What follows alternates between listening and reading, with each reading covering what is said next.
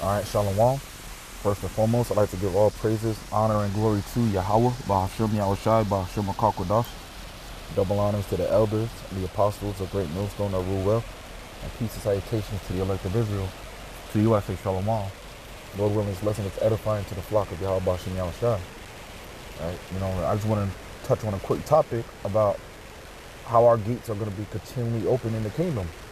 And how we're going to, basically take all the resources, or basically own all the resources of the land, man. All right, just like it's gonna be a complete reversal of how it is now, man.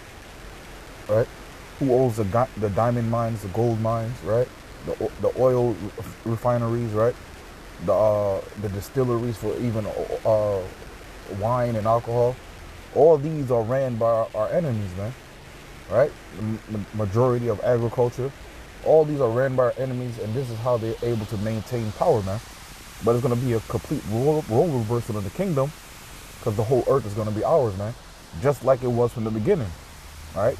Even since the days of Adam, Adam was given dominion over the whole earth, all right? But, since he went off with Eve, right? Like Eve went off first, but since they went off, they had to be cast out of the garden, just like us now, man. Since we went off, we were cast out of Yahweh Bashem Yahshua's good graces. But once we get that back, right? Once the Lord returns, that's the day, it's the game over, man. It's the last day of our captivity, right? Once that Lord returns, it cracks these clouds, man. All right, everything's gonna be put back in order, man. All right. But this is Isaiah chapter 60, starting at verse 16. Thou shalt also suck the milk of the Gentiles, and shalt suck the breast of kings.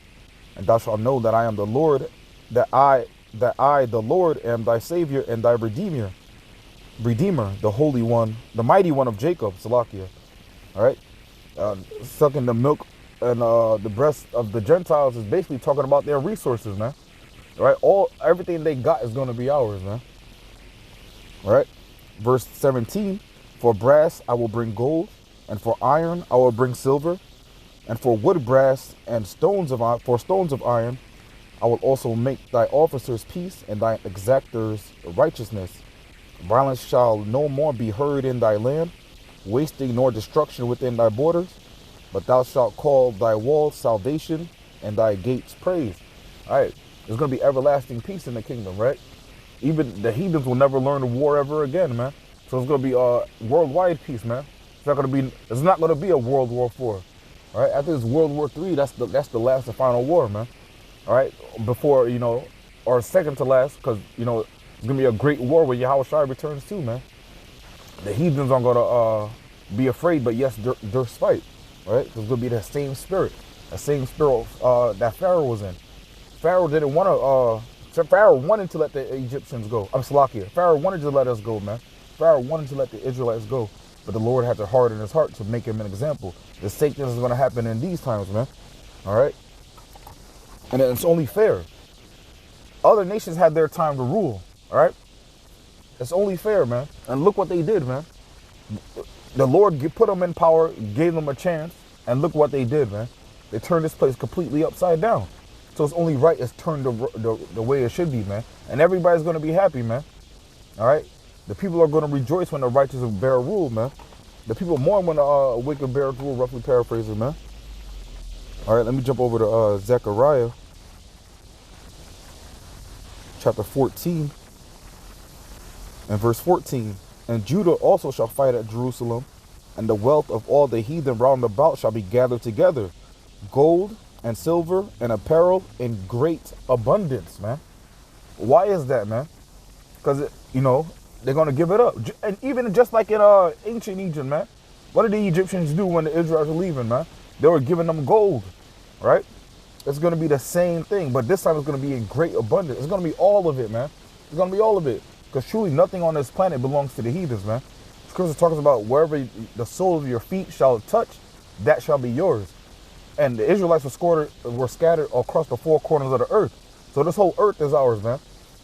All right, and even other planets in so-called outer space is ours too, because the angels been there, man. All right, so if the angels been there, that means we've been there too, man. All right, that means it belongs to us too. Let me jump over to Job.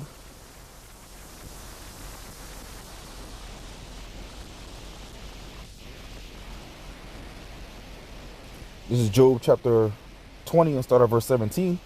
He shall not see the rivers, the floods, the brooks of honey and butter. Right, Esau Edom, his new world order is not going to come to full fruition. Right, the so-called white man's end game is not going to play out like you think it's going to play out, man. He's not going to win. All right, so he's not going to see what he's aiming for, man. He's not going to see his version of his promised land where Israelites are in captivity forever, man. All right, verse 18. That which he labored for shall he restore, and shall not swallow it down. According to his substance shall the restitution be, and he shall not rejoice therein. Right? According to his substance shall his restitution be. Right? Whatever he has to pay back. All right? So whatever Esau Edom owns, even these other nations as well, whatever they own, they have to pay back, man. Slakia. Job 20 and 18, that which he labored for shall he restore, and shall not swallow it down. According to his substance shall the restitution be, and he shall not rejoice therein. Because he hath oppressed and hath forsaken the poor, because he hath violently taken away an house which he builded not. All right, and what is the main house he taken away and didn't build, man? The house called Babylon, aka America, man. Esau Edom didn't build this place, man. Those people here already when he so-called discovered this place, man. We were here already when he so-called discovered this place, man. All right, and he stole it with rape, robbery, right, deceit, right, biological warfare, man. Right, Esau Edom would use biological warfare, but then in the Geneva Convention, they'll tell you that using biological weapons in war is it's against the law. All right. Well, explain to me how they spread smallpox against the Northern Kingdom, man. Explain to me this pandemic, all right? Isn't this biological warfare? Man, Esau Edom's a hypocrite, man. Verse 20, surely he shall not feel quietness in his belly. He shall not save of that which he desired. Right, it's not going to come to fruition, man. All right, all this prepping he's doing, all this gold he's stirring up, all these bunkers he's building, it's not going to work, man. Verse 21, there shall none of his meat be left, therefore shall no man look for his goods. In the fullness of his sufficiency he shall be in straits. Every hand of the wicked shall come upon him. When he is about to fill his belly, the Most High shall cast the fury of his wrath upon him, and shall rain it upon him while he is eating. Right, just when you think you got away. Just when you thought, all right, we finally did it. This is it. End game, game over.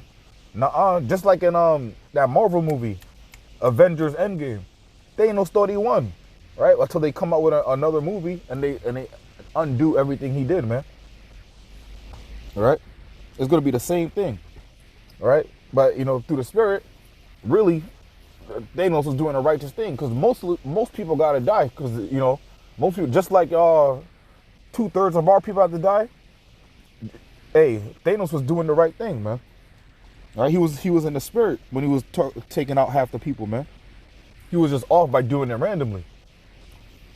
All right, let me jump over to the book of Micah, chapter 4. Micah 4 and 13.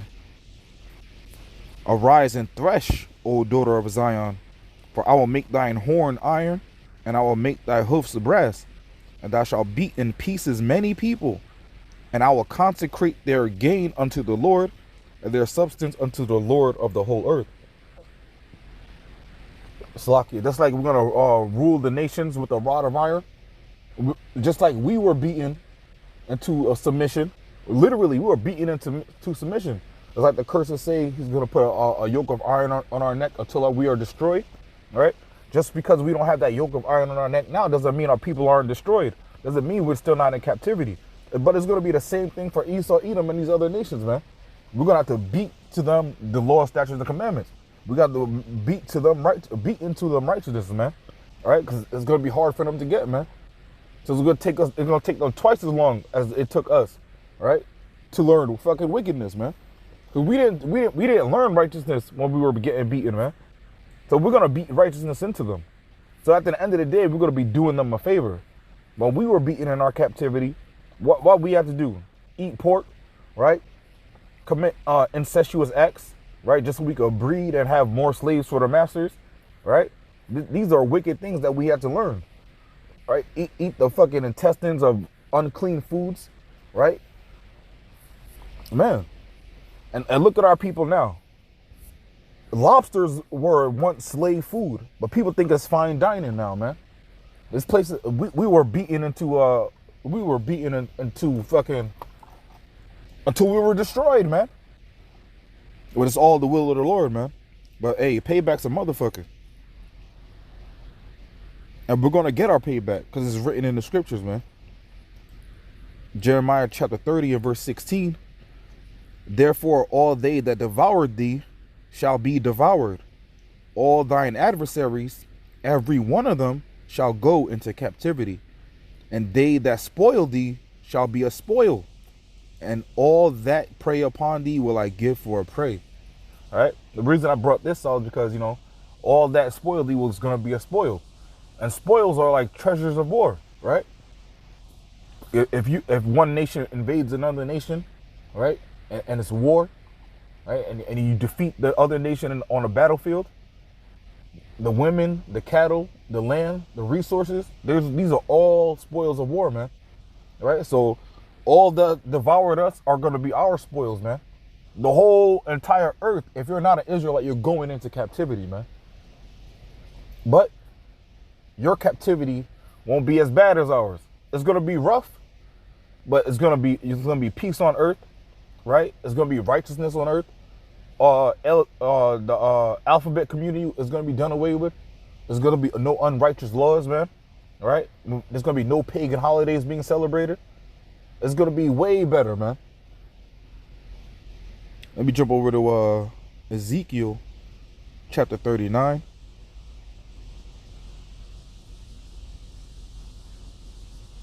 Ezekiel 39 and 10. So that they shall take no wood out of the field, neither cut down any out of the forest, for they shall burn the weapons with fire, and they shall spoil those that spoiled them, and rob those that robbed them, saith the Lord Yahweh. All right. We're going to get our lick back, man, at the end of the day. All right, we're going to get our lick back, but everything these heathens own is going to be ours, man. Everything, man. Right? Heathens going to be paying us property tax in the kingdom, man. They're going to be paying us taxes, right? They're going to be coming to us for to get loans, right? They're going to be coming to us to get for real estate deals. They're going to be coming to us for everything, man. Just like we go to them for the want of all things, it's going to be a complete role reversal, man. All right? I picture the kingdom of, like, you know, the elect might, the elect could do whatever they want. The elect might, run businesses, be the CEOs, the owners of the businesses, right? They might hire 2/3 that they messed with in the world, right? In captivity as the head officers of that business, right? This way they're not reporting to anybody but you, and all the heathens will report to them. This way you don't have to deal with any heathens, man, face to face or one-on-one, all right? And since 2/3 will have everlasting shame, they're gonna work twice as hard, to remove that shame from them. They're gonna put in twice as much work, man. All right. So everybody's gonna thrive, man. Everybody in the kingdom is gonna thrive, man. 2/3 will have shame, but they're still gonna be on a way higher level than any heathen on this planet, man. Way above them, man. The lowest of the 2/3 is gonna be way above any heathen, man. All right. They just have to deal with that shame at the end of the day, man. And that's rough, man, because that shame, it says, is everlasting, man. And you don't want to deal with anything for eternity, man. Anything that's dreadful, man. Because shame is dreadful, all right? It's like, even though this is through, right? Back in the day, as little kids, little children, if one of them pulled your pants down in front of everybody or in front of a girl you like, you'll feel shame, man. Imagine feeling like that for eternity, man. It's kind of dreadful, man.